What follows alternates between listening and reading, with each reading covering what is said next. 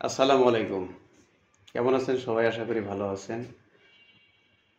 আজকের ভিডিওর মূল টপিক হচ্ছে লেকটা সিস্টেমে কিভাবে আমরা সাইজ ইম্পোর্ট করব এবং সাইজ ক্রিয়েট করব সেটা নিয়ে। তো লেকটা সফটওয়্যারে সাইজ ইম্পোর্ট এবং সাইজ ক্রিয়েট করা খুবই সোজা, সেটা দেখাবো। তো চলুন শুরু করা যাক। প্রথমে আমরা নোটপ্যাড ওপেন করে নেব। তো কম্পিউটার স্ক্রিনের এখানে যে সার্চ বার যেখানে আছে সেখানে আমরা যদি নোটপ্যাড না থাকে সেখানে আমরা নোটপ্যাড লিখে সার্চ করলে এটা চলে আসবে।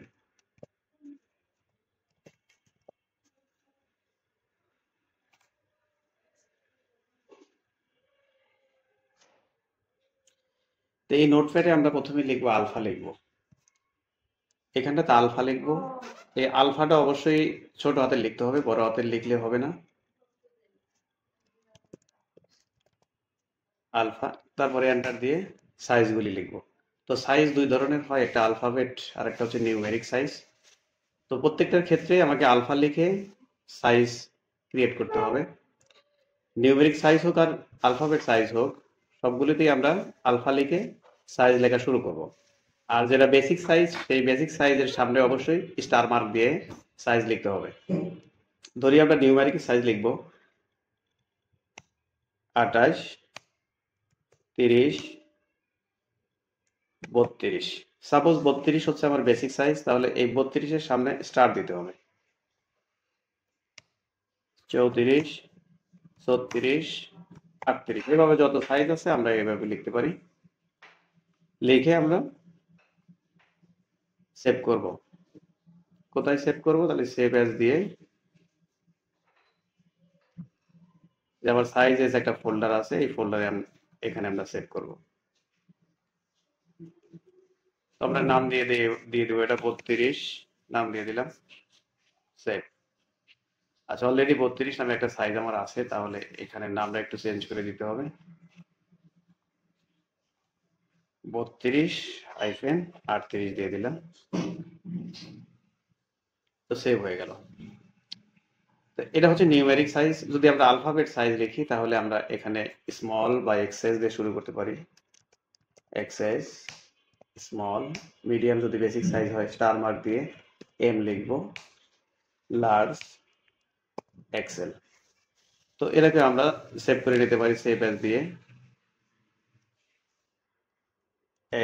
এক্স নাম দিয়ে দিব আমরা এম থেকে কত এক্সেল। এটা আমরা সেভ করতে পারি। এটা হচ্ছে আলফাবেট সাইজ।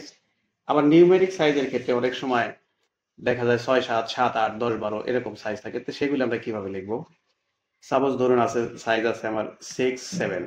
তো 6/7 এইভাবে লিখলে হবে না, আমাকে লিখতে হবে 6 এই ব্যাকস্ল্যাশ দিয়ে 7 লিখতে হবে। এইভাবে লিখতে হবে সাইজগুলি। তাহলে 6/7, 7/8 অর্থাৎ 7, 8, 8, 10। সাপোজ 8, 10 বেসিক সাইজ, তাহলে বেসিক সাইজের আগে স্টার মার্ক দিয়ে নেব।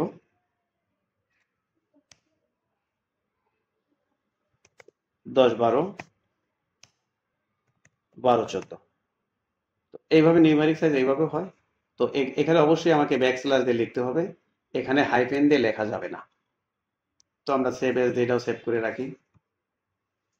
আমরা এটার নাম দেব 8, 10, 8। আবার ফাইল নেমের এখানে ব্যাকস্ল্যাশ দেওয়া যাবে না, এখানে হাইফেন দিয়ে লিখতে হবে, তাহলে ব্যাকস্ল্যাশ দিলে এটা সেভ হবে না। তো আমি 3 রকমের সাইজ ক্রিয়েট করলাম। এখন আমরা এটা লেকটা সিস্টেমে কিভাবে ইম্পোর্ট করা যায় সেটা দেখাবো। তো প্রথমে আমি মডারাইজ ফাইলটা ওপেন করে নেব।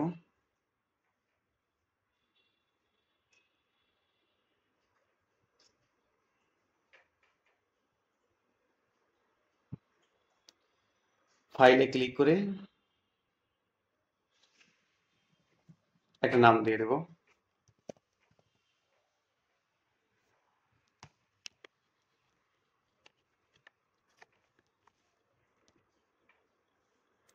তো এখন এই সাইজটা আমি ইম্পোর্ট করব। সাইজ ইম্পোর্টের ক্ষেত্রে আমাকে যেতে হবে কোথায়?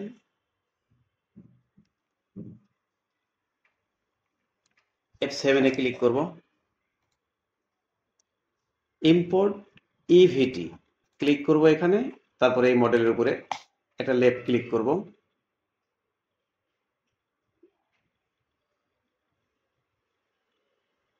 আমার সাইজ এখানে ডেস্কটপে এই সাইজ ফোল্ডারে সাইজগুলি আছে। এখানে যে 8-10 একটা সাইজ আমরা ক্রিয়েট করেছি, একটা 32-38 একটা সাইজ ক্রিয়েট করেছি, M-XL এই 3 রকমের সাইজ আমরা ক্রিয়েট করেছি। তো যে সাইজটা আমার প্রয়োজন সেই সাইজের উপরে ক্লিক করে ওপেনে ক্লিক করব।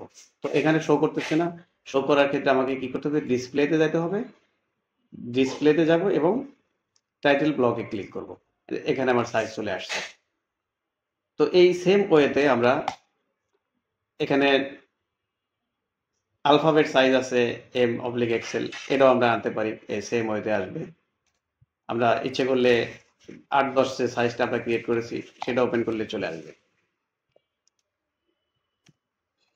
তো এখানে চলে আসছে।